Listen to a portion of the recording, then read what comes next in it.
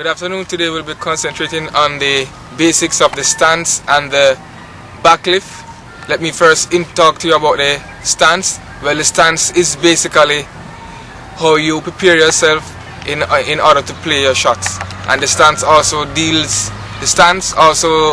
with your mobility. So a good stance is like this. But in terms of a bad stance now, if you have a wide stance like this, then it will slow your mobility. So you won't be able to go forward or backward with ease. And you won't be able to play shots on the front foot or on the back foot. We have watched cricket matches over the years. We have seen batsmen with various stance. For example, Sean Pollock, he had a wide stance, but he was very successful. But today we are focusing on the correct technique of the stance. And as I said before, a good general stance is like this, from the length of your shoulder width apart. Basically, that's a correct stance. But I've brought with me someone who has played the game, so he's going to demonstrate. His name is Dwight Stewart.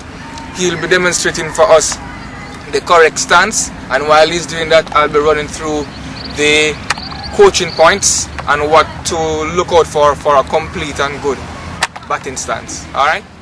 The stance or the setup. Well, basically, as you can see, Dwight is in his stance. First of all, he must be comfortable and relaxed in his stance. His hands and arms should be kept close to his body at all times, which he is doing now. The batter should also feel his thigh pad with the top hand before cocking or breaking his wrist. So as you can see there now, his top hand is resting on his on the thigh of the left foot, the upper thigh of the left foot. Then another coaching point to look out for is his feet should be parallel with the batting crease.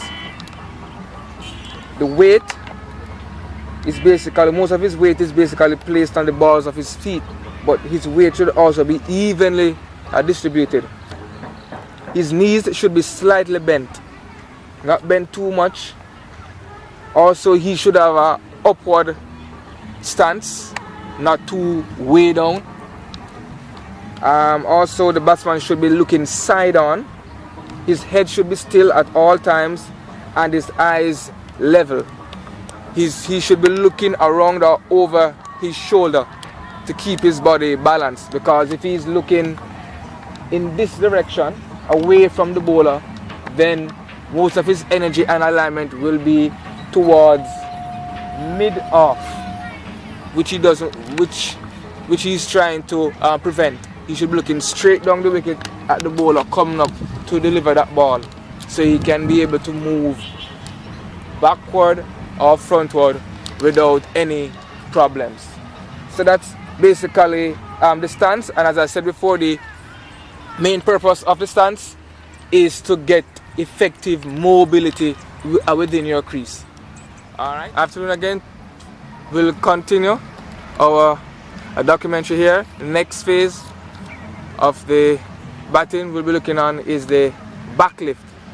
And basically the main purpose of the backlift is to get power and timing in your shots and in your stroke.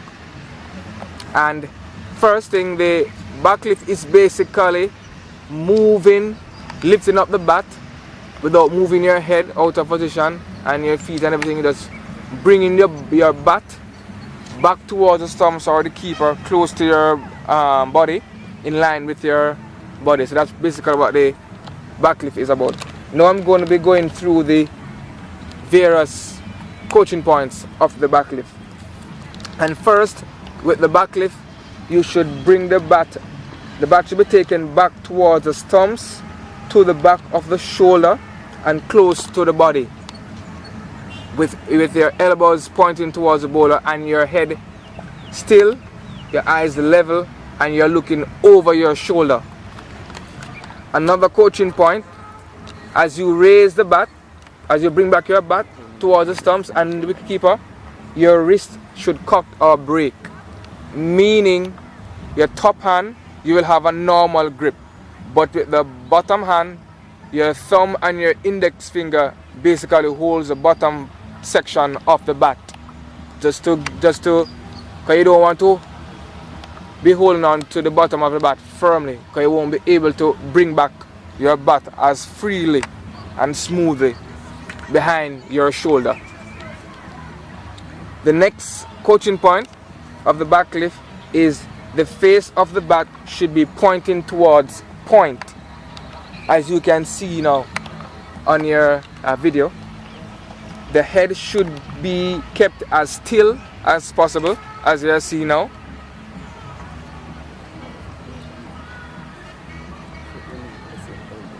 His stance or foot position has remained the same.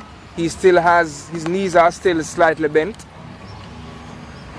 Continuing, his hands is kept close to the back of the hip area, and finally the toe of the bat is at shoulder height, as you can see now. So that's basically the back lift.